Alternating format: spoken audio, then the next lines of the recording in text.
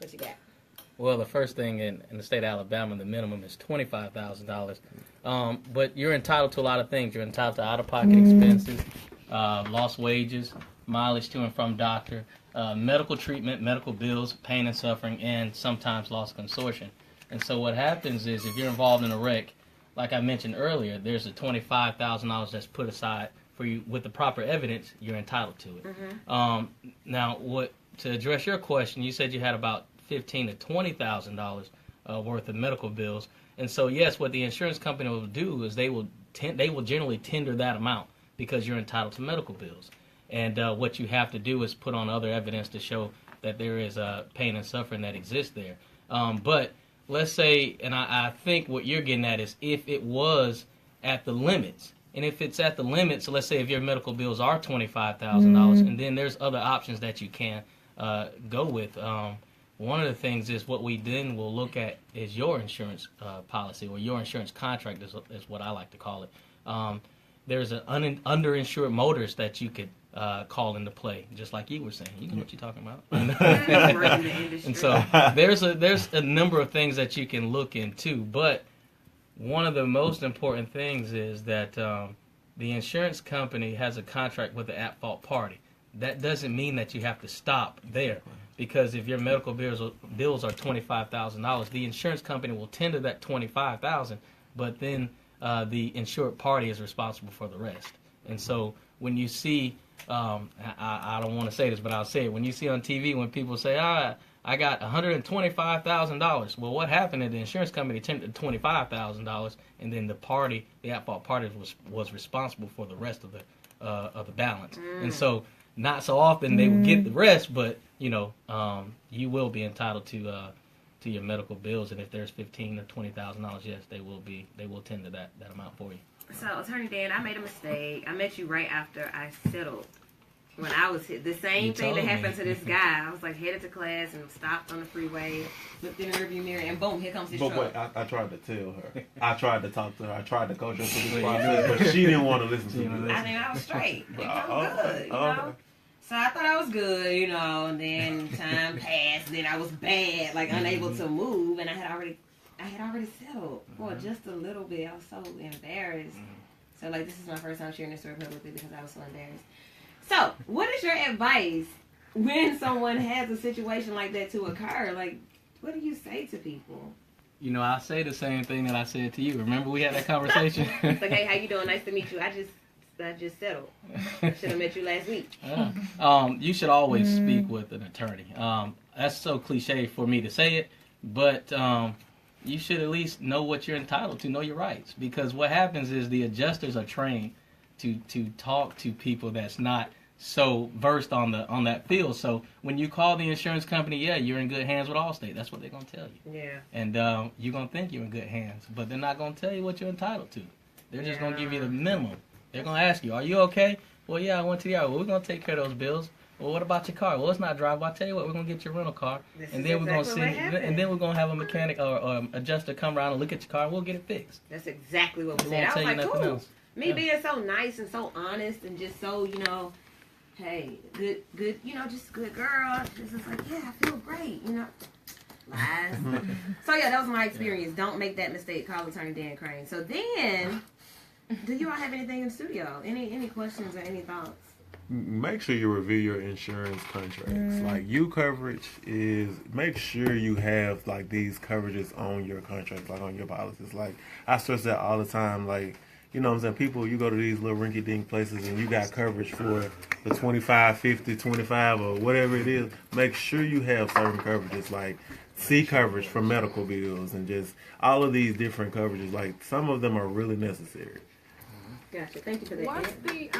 What's the process when you're injured by someone who does not have insurance? Beat them up. I'm sorry. You can. No, go ahead. You go. Do it again. You know what? You don't. I look at it like law. A lot of law is not complicated. It's common sense. If someone hit you and it wasn't your fault, it was their fault. You're entitled to have your car fixed by them. They owe you the money that costs to get your car fixed. Now, I think your question was, what happens if they hit you and there's no money. Is that what you're saying? Mm-hmm. From the insurance company, there's no insurance money. Yeah, right? there's no insurance. Okay. They just out here driving. But you got But I got insurance. But Now, you I good. don't want my insurance to be billed. Or like, And there's the mind training right there. You don't want your insurance to be billed, or you don't want to have to call on your insurance company. What happens if somebody hit you that was uninsured? The first thing that we would do is we would look to your contract, because the first thing that I want to do is find you immediate relief, right? Because if your car is not drivable and they don't have insurance that hit you, how are you going to get to work? Okay, so what I want to do is I want to look at your contract with the insurance company and see what it says. If you have what's called uninsured motorists, then your contract will call them to step into the at-fault party's shoes. And then what they will do is, based on your contract, generally, you'll get a rental car right there on the spot, okay, if it's not drivable. And so you can go on with your life. And then let's say if you were in a wreck and they didn't have insurance, but you have uninsured motorists, and you have serious injuries, who's going to pay for it? Your contract may allow you to get free medical treatment. Okay, so first thing that we would do is look at your contract to try to get you immediate relief. Now, let's say your contract or your insurance does not have uninsured motorists, which I always recommend that you get. But if it doesn't, then you cannot pull from those type of things. You cannot get that. So your only relief would be from the at-fault party. Now, if you sue me for $1 million, I can't give it to you, right? And so if someone hit you and they don't have anything to tender, then you would be left, with nothing. Now, your relief would be the court system, okay? So you would have to sue them for negligence. Then when you sue them for negligence, you put on your case, they put on their defense, and at the end, you'll get a judgment. Let's say you get a judgment for $20,000. So now you have to collect that judgment, right? And so you have to use the powers of the court to collect it too, because let's say if they don't have it, most insurance companies, you get a judgment, they give it to you the next day. But now, if you sue me for $20,000, you can't get it the next day. And so you would have to use the powers of the courts to actually help you get those funds. And you could garnish wages, you can attach property, so you can do those type of things if someone hit you that was not insured. I'm coming after you. I need to get my Right. money. Y'all got to give me. And you got the last question or comment. Well, and don't think when you use your insurance to do this, don't think that your insurance company is not gonna get their money back. Okay? Yeah, they finna pay this money out for this person hitting you, but it's this process called subrogation, and they're gonna go and get their money, especially if the amount is worth it. You know what I'm saying? Certain amounts they may write off and say, okay, this is really worth us following up. But they'll garnish checks, they'll do, I've done it all. And they're going to get all their money. So don't for that experience that you had. And your out of pocket, even the deductible that you paid. They're going to get that for you as well. So Attorney Craig, what is your contact information? The contact information for phone is 844-40-CRANE. Funniest thing about it is a lot of people ask me, how do you spell your last name? It's C-R-A-N-E, 1-844-40-CRANE. C-R-A-N-E. All right, so go ahead and do that. Check them out. If you have any other questions, you can call. And let them know you heard them on. Let whoever answers the phone, let them know. I heard Attorney Dan Crane on Vital. Let them know that. It might give you like some type of hookup or some t-shirt or something. I don't know. Or maybe just some great legal advice. Because it seems like you're well versed and you know what you're talking about. I don't know how much you know about what we're about to talk about now, but we'll see. Oh, no. So that means like it's dating, mating, and relating. One of our most sought after topics. The live shows are dope. Thank you for your part in our last live show, which took place about 2 months ago. It went down. A lot of stuff was covered. A lot of people left feeling really, really good. So, tonight, there's a question. There are a lot of women out here looking for good men and looking for love, right? Is it okay for a woman to make the first move? Absolutely. All right. They've been making the first move from what I saw at the vault last time I was they be bold, baby, like some football players. Move, I want him. In a sea where everybody's fishing for like the good fish, it's aggressive. It's like you got to get out here and you got to make your presence known. You got to set yourself aside from everybody else. So I mean, I like the fact that a woman will make a move. What's the best way to do it? And it's like, it's a fair balance. So like, ladies, how many of us are in committed relationships? Put your hands up. No Crickets. No hands went I up. said crickets. Let me see if I got some crickets in this What- thing. what- I think I do. So, tell me, or tell us guys, what's the best way to go about approaching a guy, or at least letting him know that you're interested, and that it's not just the interest of, what? Hey, I mean, like interest. Okay, just do something as simple as speak and compliment. Okay.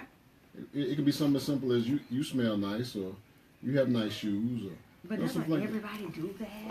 No, How many no. times y'all hear that on a daily basis? I never. Really? I don't ever hear it. That mean you must not smell that I nice. smell You must not smell nice. You need to get you some curves. I might not have Get no you nice some shoes curves. on, but I'm gonna smell good. Get you. So, okay. Compliment And buy my food. really? Pay for my Wendy's if we at Wendy's. Buy my drink if we at the club. And once you pay it forward.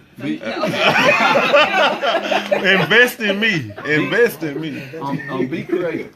Be Because creative. we talked about that. A lot of women actually, when they are interested, they use the exact same approach on every single guy.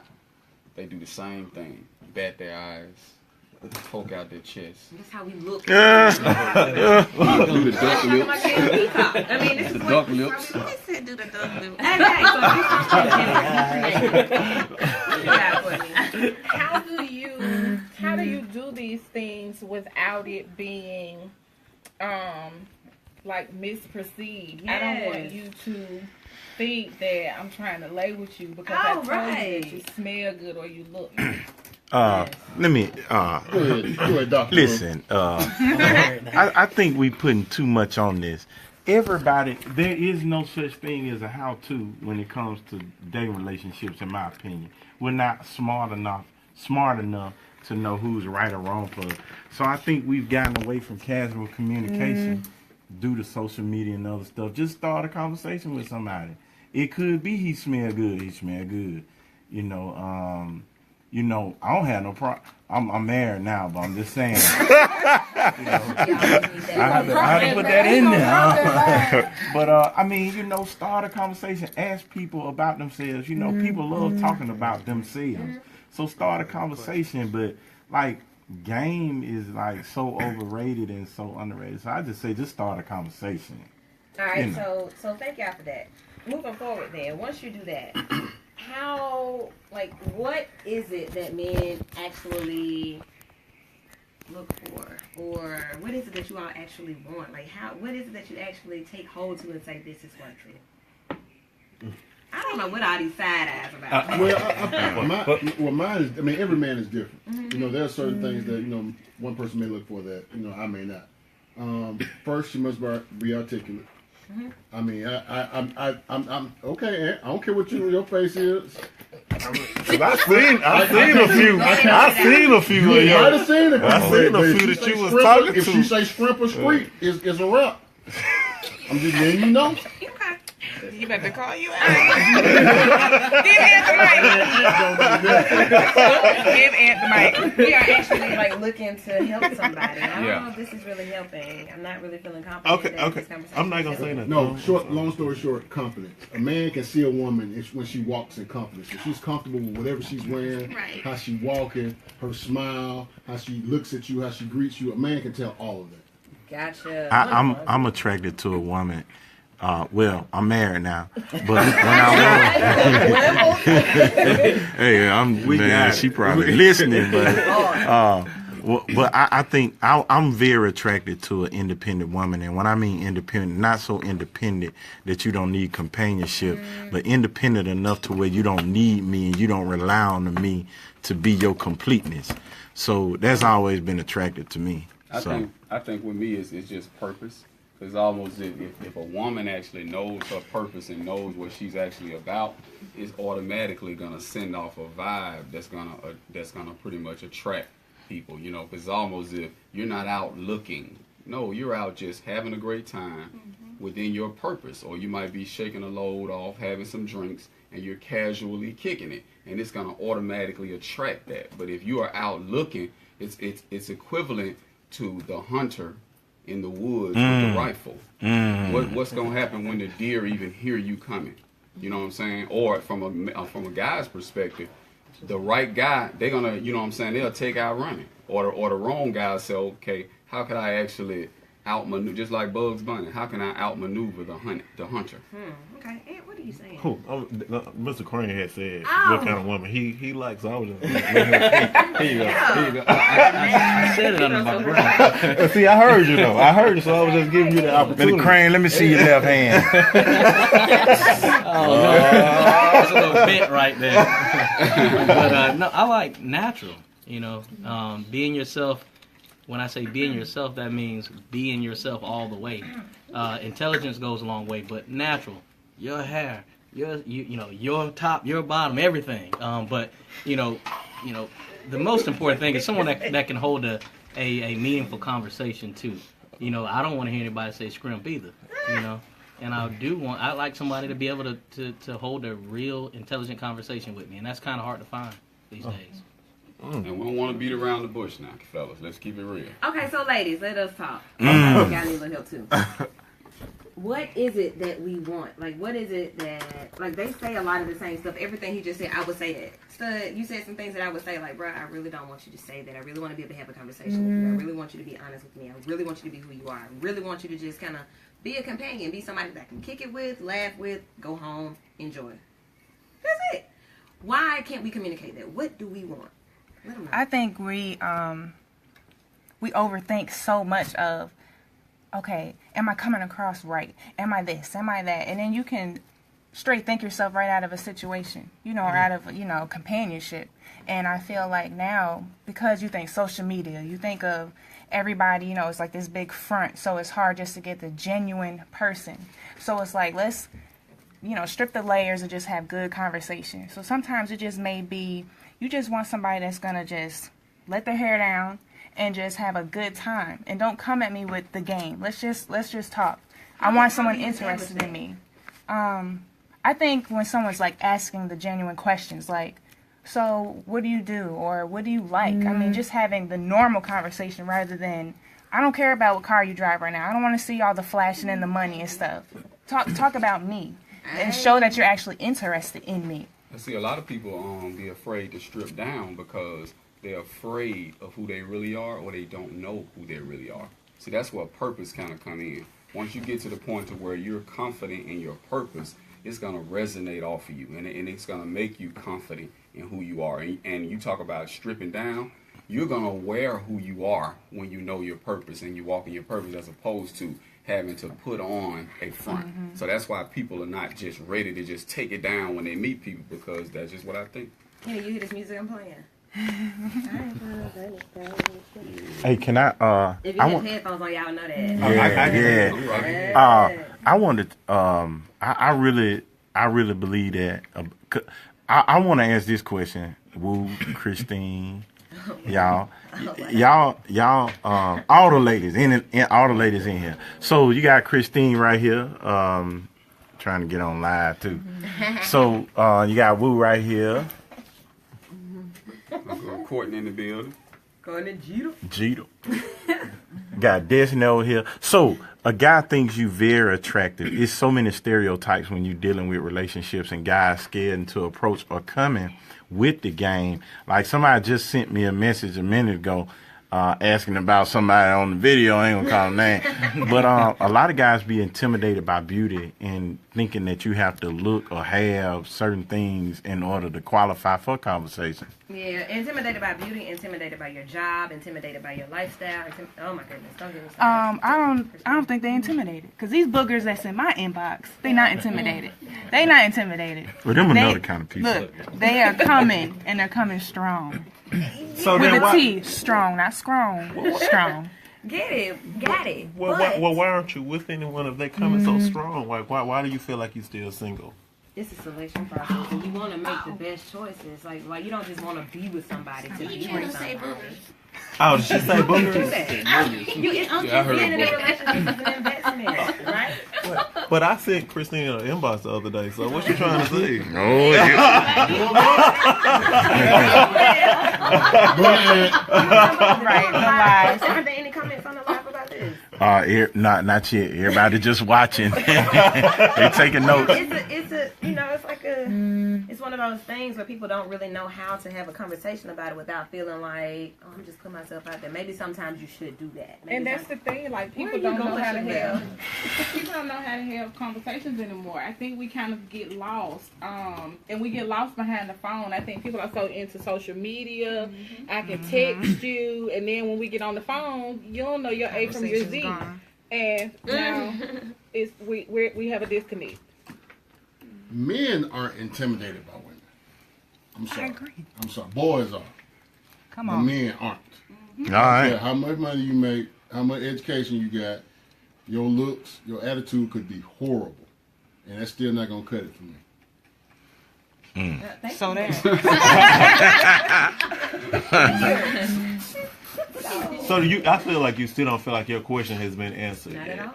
And I'm trying to I'm trying understand. not to go therapeutic with y'all. Right, It's because really I see it all over your face. Because you kind of just be okay. Let's just go somewhere different because you're not really getting what you're looking for. So what I'm looking for, because I mean we see it on a daily basis. We see it everywhere we go. We see it all over social media. We get it in our inboxes from our homegirls. We get it from our homeboys. We get a lot of single people that are unhappy with being single. I think those of us in studio have kind of said that we are happy being single, right? We're content with where we are because we're doing what we're doing and we're happy doing what we're doing. Christina's looking like, yeah, maybe not.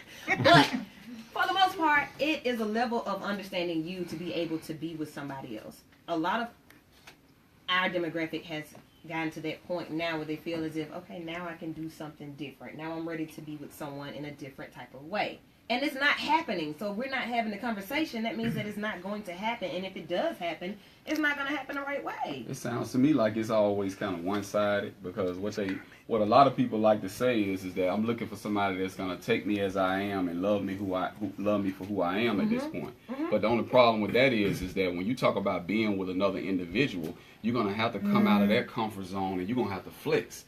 Right, you got to be able to say, you know what, you got to lay your deal breakers out and you got to find someone that you like that you can start knocking them deal breakers off the table. And what I mean by that is that a lot of women out there know for a fact that there's some things that John did to you that you broke up with him for. You really, really like Larry and you ain't broke up with him yet. You know why? Because you moved that deal breaker off the table because of who he was.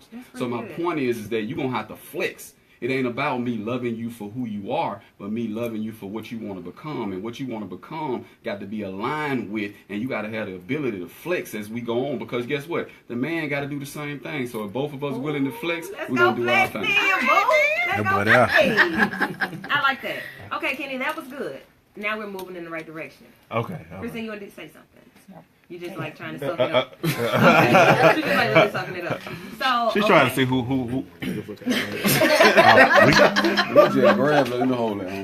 We got a comment. Tavares Cook said, I was just riding listening. I feel like if you just be honest and leave your representative at home, everything else will fall into place. Good. That's good. Yeah, that's what we saying. Yeah, you can't be afraid to do that. I mean, that sound nice. That sound nice. But that is really what it is. Like, how? I don't know how other people do it. I really don't. I don't know what y'all do.